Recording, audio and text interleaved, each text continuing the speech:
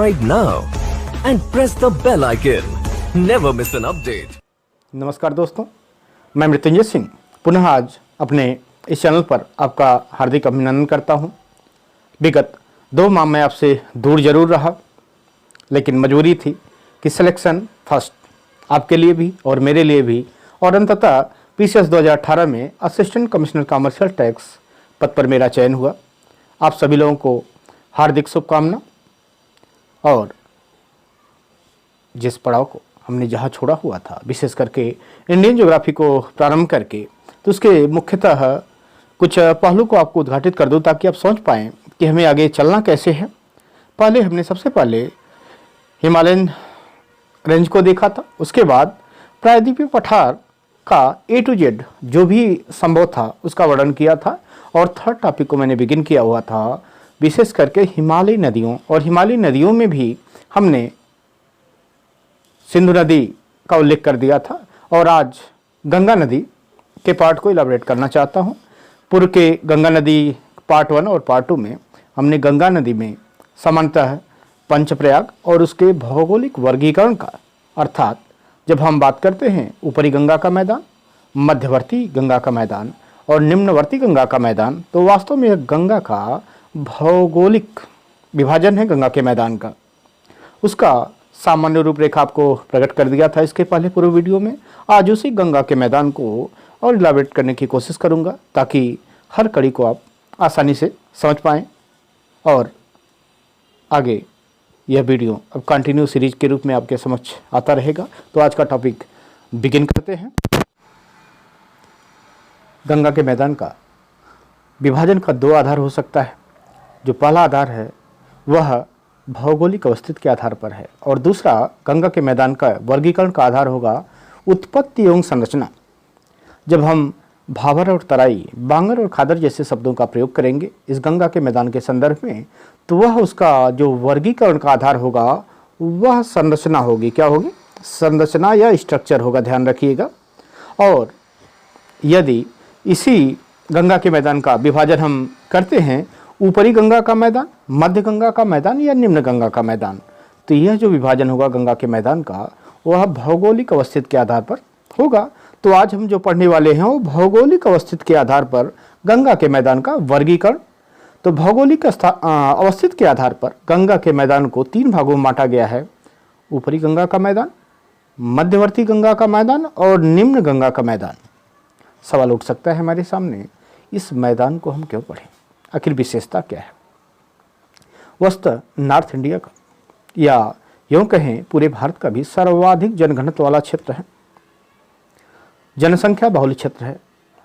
हर क्षेत्र की सामाजिक और आर्थिक विशेषताएं अलग अलग हैं। कुछ क्षेत्र सूखा प्रभावित हैं, जैसे बुंदेलखंड को हम ले सकते हैं। तो कुछ क्षेत्र जैसे निम्न गंगा के मैदान में आएंगे हम, तो वह बाढ़ प्रभावित क्षेत्र है।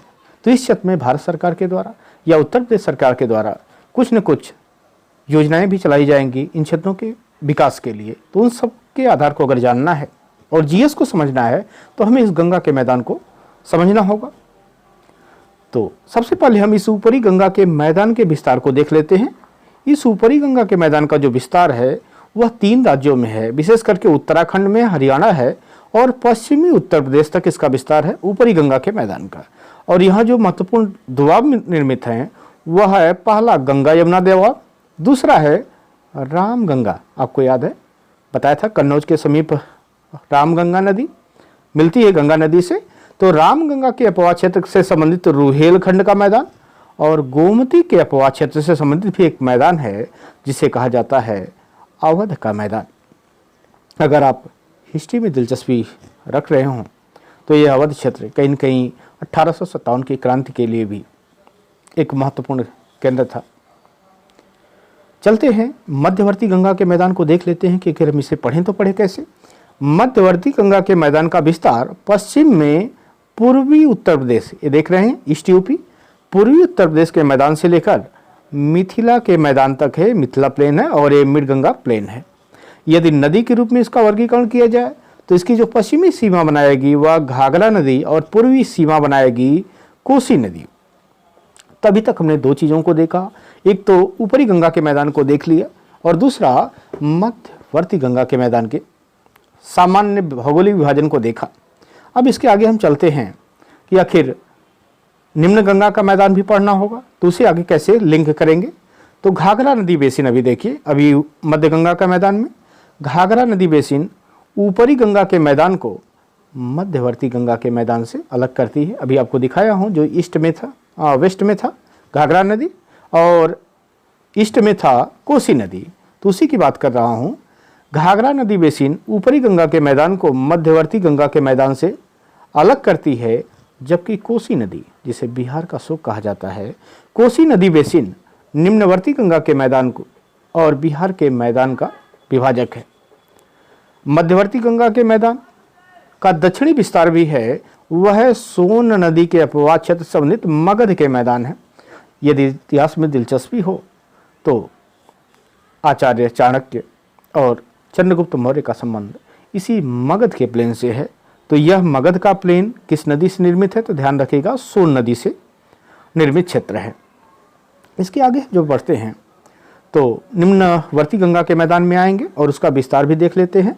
निम्नवर्ती गंगा के मैदान का विस्तार पश्चिम बंगाल में, जहां हिमालय से आने वाली महानंदा बेसिन सुदूर पूर्व मिलने वाली गंगा की महत्वपूर्ण सहायक नदी है। यह है कि जो सबसे पूर्व में गंगा की सबसे महत्वपूर्ण सहायक नदी है जो मिलती है, उसका नाम है महानंदा। ध्यान रखिएगा, ये दार्जिलिंग हिल से निकलती है, इसका उल्लेख आगे मिलेगा। पश्चिम बंगाल के पूर्वी क्षेत्र में गंगा के द्वारा निर्मित डेल्टाई मैदान का विस्तार है। पश्चिम बंगाल के पूर्वी क्षेत्र में गंगा के द्वारा निर्मित डेल्टाई मैदान का विस्तार है। भारत के मैदानी प्रदेशों में गंगा के मैदान का क्षेत्रीय विस्तार सर्वाधिक है, इसलिए भी हमें पढ़ना आवश्यक है। यहाँ की मृदा कैसी है, यहाँ की जलवायु दशा कैसी है, यहाँ की वनस्पति कैसी है, सारी विशेषताएं इस मैदान से हम रूबरू हो सकते हैं। तो भारत के मैदानी प्रदेशों में गंगा के मैदान का क्षेत्रीय विस्तार सर्वाधिक है। यहाँ की जलोढ़क मृदा में खनिज विविधता सर्वाधिक होने के कारण कृषि के दृष्टि से अत्यंत महत्वपूर्ण है, अत्यंत उपजाऊ क्षेत्र है। पूछा जाए खनिज विविधता से संबंध सर्वाधिक क्षेत्र है तो यही मैदान है, गंगा का मैदान है। भारत के संदर्भ में देखा जाए तो गंगा की मैदान की उपयोगिता भी इसलिए सर्वाधिक है क्योंकि यहाँ खनिज विविधता ज़्यादा पाई जाएगी, लेकिन कुछ कमी भी है। लेकिन इस मैदान में पूर्व से पश्चिम की ओर जाने पर औसत वर्षा की मात्रा में कमी आने के कारण जहाँ पूर्वी क्षेत्र के नदी बेसिन बाढ़ से प्रभावित होते हैं, वहीं पश्चिमी क्षेत्र में जलाभाव की समस्या होती है, जिसके कारण यहाँ के लोगों का मुख्य व्यवसाय कृषि होने के बावजूद अभी भी कृषि क्या है, पिछड़ी हुई अवस्था में है। आपने सुना होगा कि बंगाल की खाड़ी से उठने वाला जो मानसून है, कहीं न कहीं जो बंगाल से होता हुआ यह राजस्थान की तरफ आता है, तो वर्षा की मात्रा में क्रमशः कमी आती है, उसी का उल्लेख किया गया है। तो पश्चिमी क्षेत्र जलाभाव से संबंधित है और पूर्वी क्षेत्र में अपने बिहार, उड़ीसा और विशेष करके पश्चिम बंगाल को देखा होगा कि बाढ़ग्रसित क्षेत्र है। वहीं दूसरी तरफ जहाँ सूखा से प्रभावित क्षेत्रों, पश्चिम की बात हो रही राजस्थान की, जहाँ सूखा से प्रभावित क्षेत्र के प्रबंधन के लिए सिंचाई के साधनों के विकास को महत्व दिया गया, अर्थात पश्चिमी उत्तर प्रदेश की भी बात हो रही है।